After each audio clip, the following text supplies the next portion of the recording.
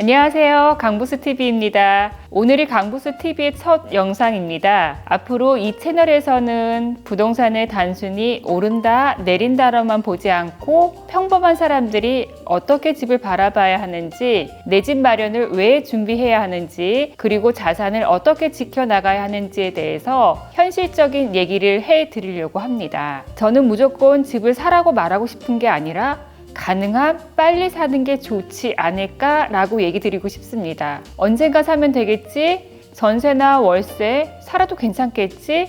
이렇게 막연하게 생각하다가는 생각보다 큰 기회를 놓칠 수 있다는 말씀을 꼭 드리고 싶은데요. 그래서 첫 번째 영상에서는 조금은 직설적인 주제로 얘기해 보려고 합니다. 왜 성인이 되면 집을 최대한 빨리 준비해야 하는가? 요즘 제가 가장 우려하는 부분은 젊은 분들이 점점 부동산을 소유하지 못하는 구조로 밀려나고 있다고 보여지는 겁니다. 겉으로만 보면 굉장히 좋아 보이는 트렌디한 임대주택, 깔끔한 인테리어, 좋은 시설의 주거 환경, 당장은 편할 수 있는데요. 그 안에 담긴 메시지는 결국 계속 그렇게 살아라.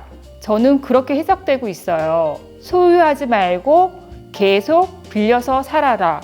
전 굉장히 무서운 말처럼 들리는데 저는 이 흐름이 결코 가볍게 볼 문제가 아니라고 생각하는데 왜 위험한지를 얘기해 드릴게요.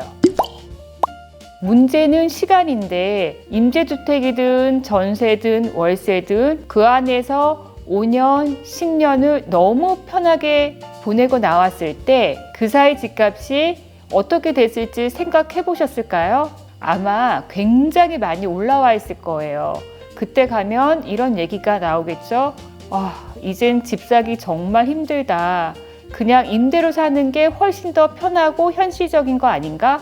그런데 이 구조가 반복되면 자산을 가진 사람과 자산을 갖지 못한 사람의 격차는 더 크게 벌어질 수밖에 없습니다. 이건 단순히 집 한 채만의 문제가 아닌 것 같은데요. 앞으로의 삶의 선택권, 노후의 안정성, 자녀에게 물려줄 수 있는 기반까지 연결되는 문제인 것 같습니다. 많은 분들은 또 이렇게도 얘기하더라고요. 인구가 계속 줄고 있는데 집값이 올라갈까? 떨어지지 않을까? 인구가 줄어드니까 집값도 떨어지는 건 당연한 거 아니야? 물론 일부 지역은 그럴 수 있는데요. 하지만 중요한 건 모든 지역이 똑같이 움직이지 않는다는 겁니다. 인구가 줄어들수록 먼저 무너지는 건 집값 전체가 아니고 생활 인프라가 약한 지역, 즉 지방 권역이라고 말씀드릴 수 있는데 보통은 병원, 학원, 마트, 일자리, 교통 이런 기본적인 생활 기반이 줄어들면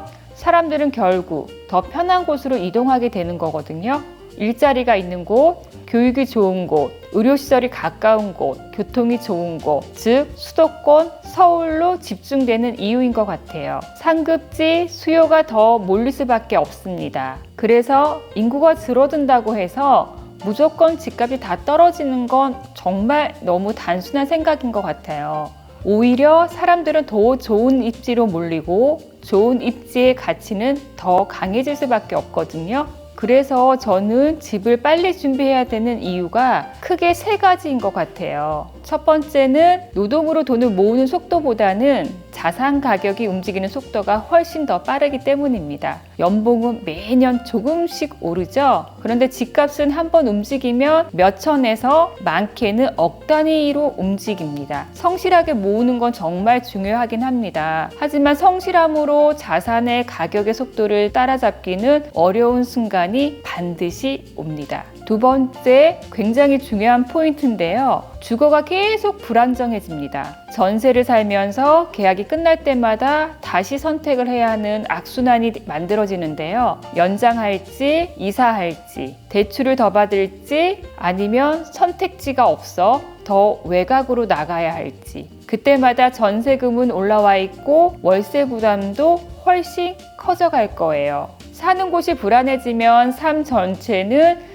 약간씩 흔들릴 수밖에 없는데요. 집을 안 사도 돈은 계속 나가는 구조입니다. 월세는 매달 사라지는 거고 전세도 대출 이자가 조금씩은 나가는 구조로 만들어지는데 물론 당장 집을 사지 않는 선택이 필요한 사람도 있어요. 하지만 중요한 건 그 돈이 내 자산으로 쌓이는 구조인지 아니면 그냥 사라지는 비용인지 반드시 생각해야 한다는 겁니다. 그럼 평범한 사람들이 어떻게 집을 마련하고 자산을 키워나갈 수 있을까요? 저는 처음부터 10억짜리 집을 사라는 게 아닙니다. 대부분 시작은 작게, 예를 들어 1억에서 1억 5천만 원의 종잣돈을 모으고 감당 가능한 대출을 활용해서 4억대 집을 매수합니다. 그리고 본업에 집중하고 소득을 늘리고 대출을 꾸준히 갚아 나가는 겁니다. 시간이 지나고 집의 가치는 오를 수밖에 없고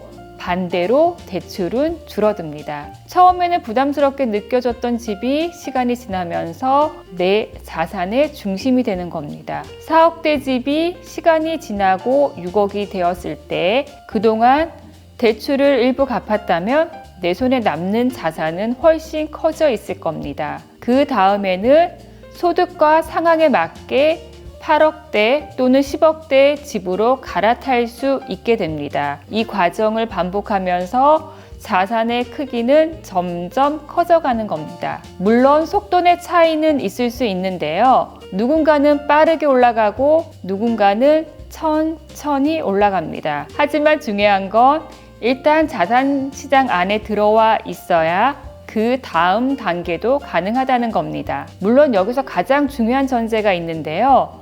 무리한 대출은 절대 하시면 안 됩니다. 집을 빨리 준비하라는 말이 무조건 영끌하라는 뜻은 아니거든요. 소득과 상환 능력, 직업 안정성, 가족 계획, 생활비까지 반드시 현실적으로 계산해야 합니다. 감당할 수 없는 집은 자산이 아니라 오히려 부담이 될 수 있습니다. 그래서 중요한 건 무조건 비싼 집을 사는 게 아니라 내가 감당할 수 있는 범위 안에서 최대한 빨리 내 집 마련의 방향을 잡는 것입니다. 부동산은 단순한 투자가 아닙니다. 어떤 사람에게는 가족이 안정적으로 살아가는 공간이고 어떤 사람에게는 노후를 지켜주는 안전장치이고 또 어떤 사람에게는 다음 단계로 올라가기 위한 발판이 되기도 합니다. 정리해 보겠습니다. 집은 단순히 소비가 아니고 시간과 싸우는 자산입니다. 늦어질수록 진입 가격은 올라갈 수 있고 선택지는 줄어들 수 있습니다. 그리고 한번 기회를 놓치면 다시 따라잡는데 많은 시간이 필요합니다. 그래서 저는 이렇게 말씀드리고 싶은데요. 지금 당장 무리해서 사라는 게 아닙니다. 하지만 반드시 준비는 하셔야 합니다. 이걸 빨리 공부하고 빨리 계획하고 빨리 움직이는 사람이 결국 기회를 잡을 가능성이 높습니다. 강보스 TV는 앞으로 그런 현실적인 이야기를 해보겠습니다. 부동산을 어렵게만 보지 않고 평범한 사람들도 이해할 수 있게 그리고 실제 내 삶에 도움이 될 수 있도록 하나씩 풀어보겠습니다.